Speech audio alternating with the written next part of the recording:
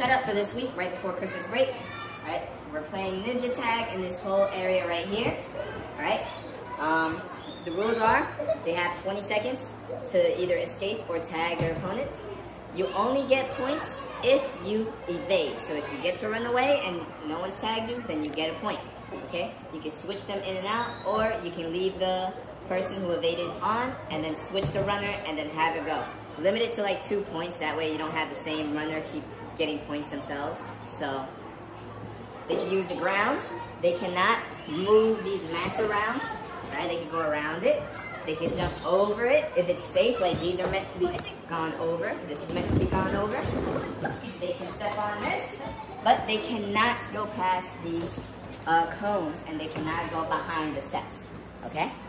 So everything else is fine. If it's something like this, obviously your judgment, but this is not okay to be on top of or trying to go over, right? It's not really a stable type of block, okay? They can get up here, but they cannot touch anything that is around up on the ceiling, okay? No touching it, all right? They can jump down, but it's at a risk. If there's no mat, especially for the little ones, don't tell them to jump straight to the blue floor. Have them go down to some kind of mat to have them safely come down, all right?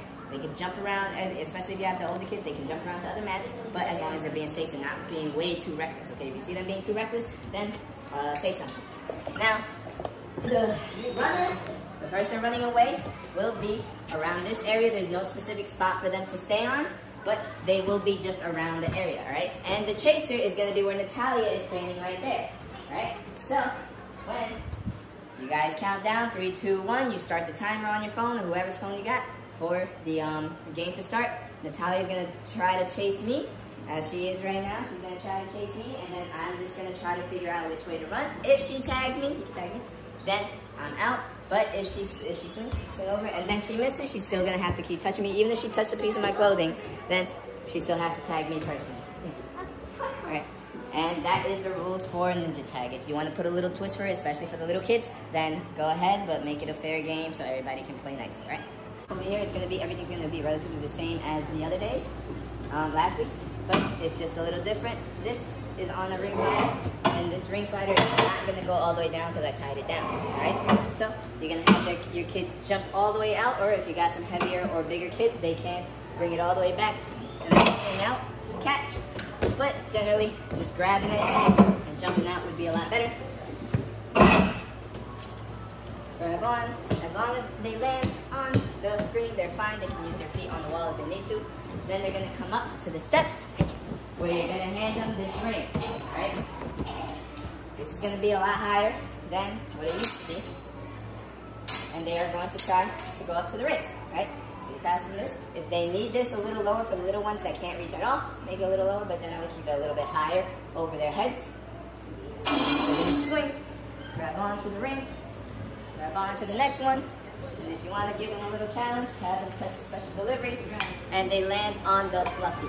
There's no mat over here, so don't let them land on the blue, right? Especially if they do that, they might fly out and hit the doors, okay?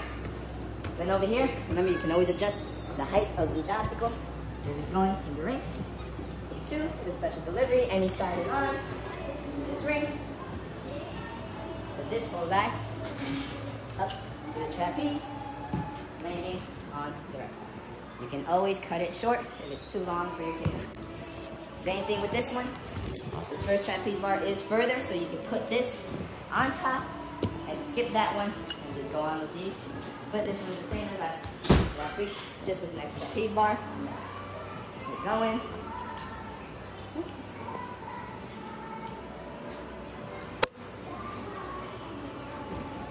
And then, Alright, and now for the warp wall area.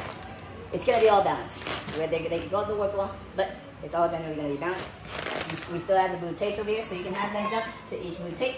If they need to bounce on this to get to it, let them just bounce one time. Don't have them just jump, okay?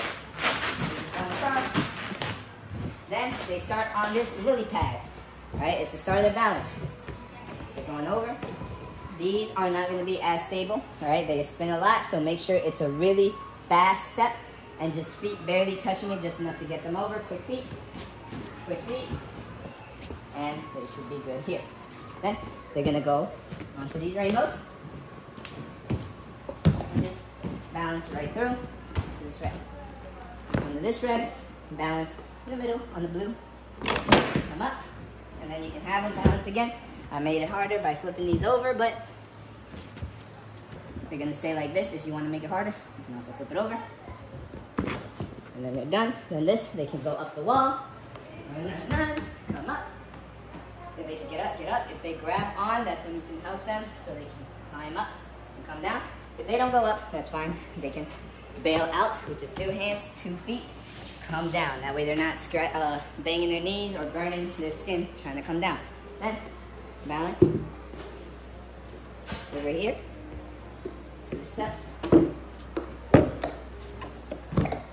And then they go back to the beginning, and that's going to be the work ball station.